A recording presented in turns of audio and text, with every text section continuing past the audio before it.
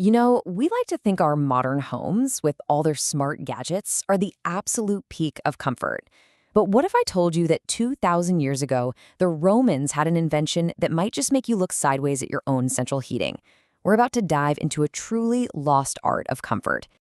I know, it sounds like a crazy question, right? But what if a wealthy Roman enjoyed a level of cozy, consistent warmth that many of us today can only dream of? Well, that's the central puzzle we're exploring. Just think about your own place in the winter.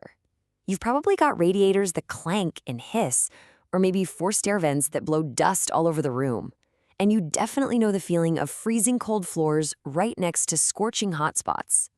The Romans? Nope. They had silent, clean, radiant heat that warmed the entire room perfectly evenly, right from the floor up. So, how in the world did they pull off this seemingly magical feat?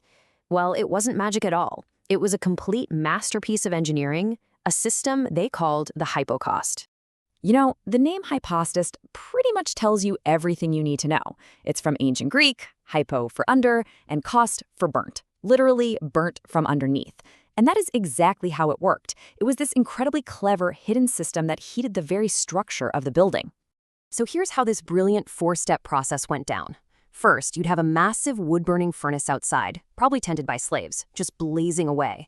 Second, all the hot gas and smoke from that fire would get channeled into a space right under the main floor, which was held up by hundreds of little pillars. Third, all that hot air would heat the floor tiles, basically turning the entire floor into one giant, gentle radiator.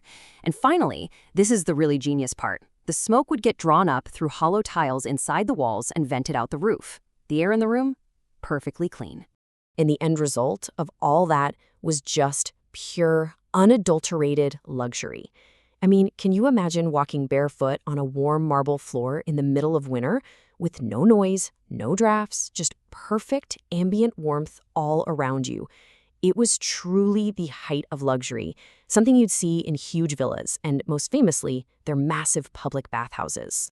Which, of course, leads to a massive question. If this system was so incredible, so advanced, why on earth did it just disappear? For over 1,000 years, why did we go back to just huddling around open fires? No, seriously, what went wrong?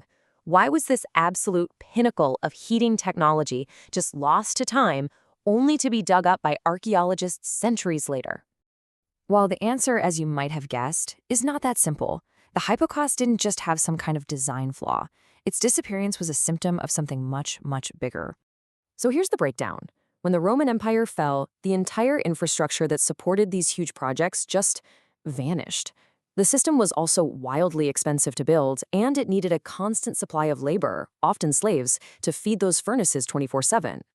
It also burned through insane amounts of wood, causing serious deforestation in some places. And maybe the biggest reason of all, the specialized knowledge, the engineering know-how to actually build these things, it just faded away as society fragmented.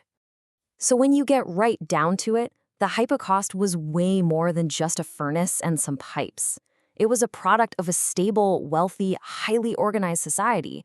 And when that society collapsed, so did the technology that depended on it. But you know what? The story doesn't end there. Because while the original Roman method was lost, the fundamental idea was just way too good to stay buried forever. Just take a look at modern radiant floor heating. We've swapped the hot air for hot water and pipes, and we've traded the wood furnace for a modern boiler or a heat pump, but the core principle is identical. We basically just rediscovered what the Romans figured out 2 millennia ago. Using the floor as a massive, low-temperature radiator is the most comfortable way to heat a space. It's a pretty wild thought, isn't it? That the most elegant, comfortable solution for heating a home isn't some brand new invention at all. It's a rediscovery of ancient genius. And that brings us to one last thought to chew on. The Romans made this a cornerstone of their luxury living 2,000 years ago. So why today is underfloor heating still considered a high-end feature and not just the standard? It really makes you wonder what progress actually means and what other brilliant ideas might just be out there waiting to be rediscovered.